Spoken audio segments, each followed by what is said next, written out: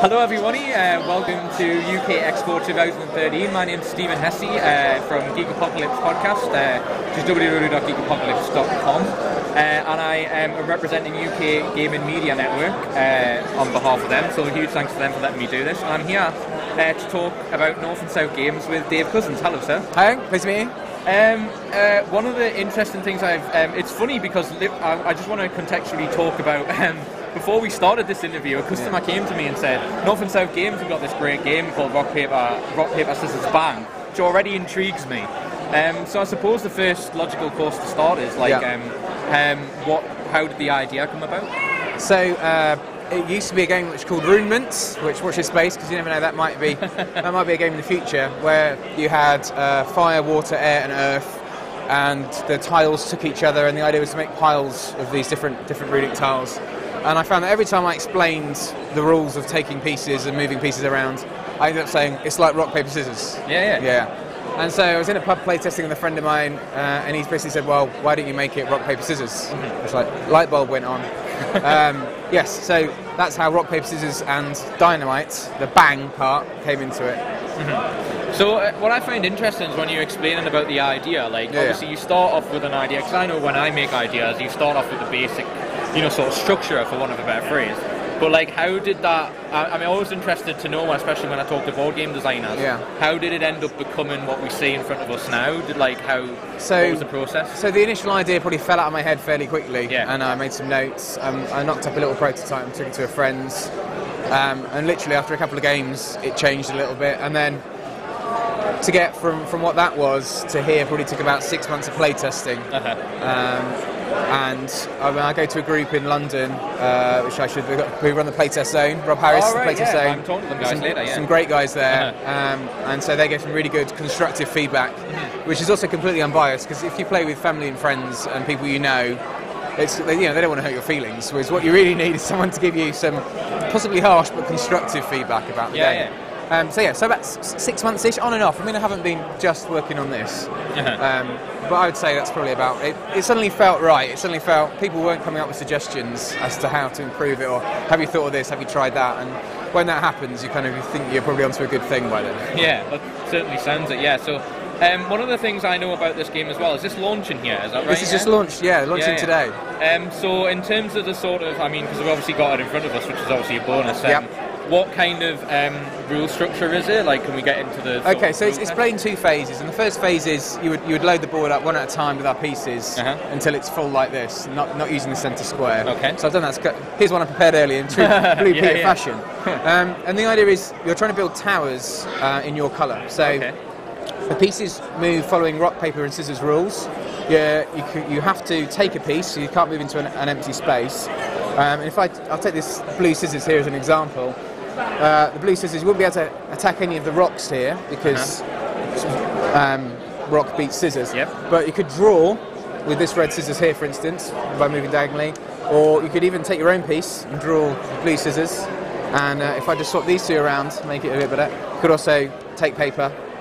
And if this was red paper, we could take red paper. So sometimes it's worth taking your own piece. Okay. And as that happens, and we make various moves and draws and that sort of thing, spaces appear in the board which you can't move into.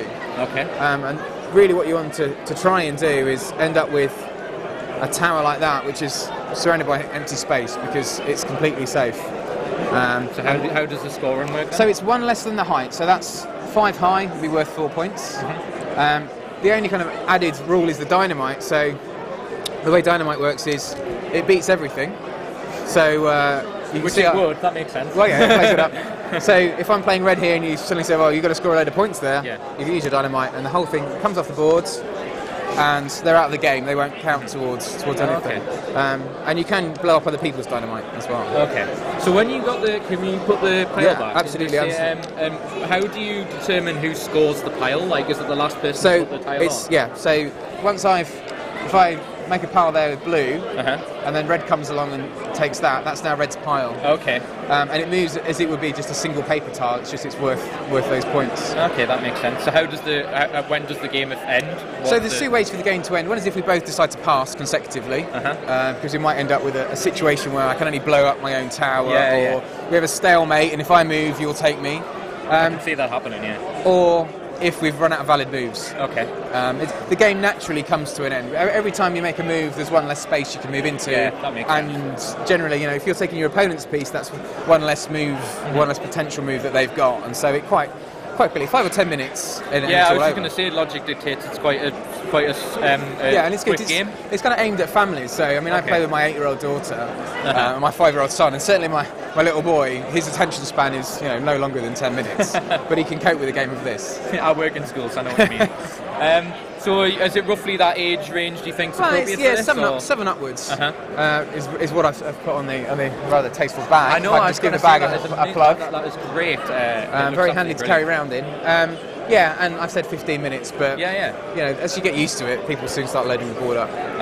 So I'm always interested to know, because obviously, developing games. So would you regard yourself as an independent publisher, or do you get someone else? Yeah, to do well, this? I've kind of self-published this. I suppose I draw a parallel to, like, I don't know, getting your first novel published. Yeah. If you're an unknown entity, then all the big guys like AEG and Queen Games and Mayfair Games, they're not going to risk their hard-earned capital on a game that's from an unproven person.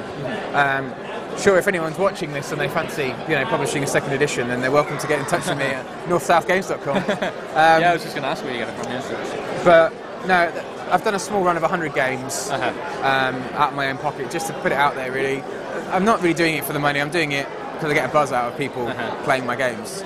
So, can people only purchase it through going for you, or can you get it on the site? Or so I'm sending them here today and tomorrow, obviously, and then after that, if they go to the website and drop me an email at northandsouthgames.com, then I can sort something out and post something out to them. It's funny because you say about saying that you did it out of your own pocket and and having like 100 of the game. The kind of what I like about this expo in particular is they're like sort of promoting it as like as hobbies.